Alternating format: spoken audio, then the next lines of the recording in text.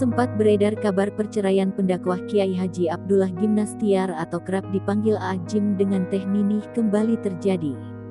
Kini, Aa Gym secara resmi menggugat cerai istri pertamanya, Ninih Mutmainah Teh Ninih. Kini, Aa Gym mantap menceraikan istri pertamanya itu.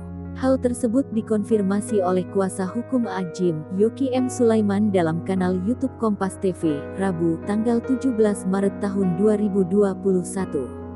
Pada Rabu, tanggal 17 Maret tahun 2021 kemarin merupakan sidang pertama perceraian Aa Gym dan Teh Ninih. Namun, Aa Gym tidak bisa menghadiri sidang tersebut lantaran sedang berada di luar kota. Sementara itu, alasan Aa Gym menceraikan Teh Ninih lantaran sudah tidak ada kecocokan di antara keduanya.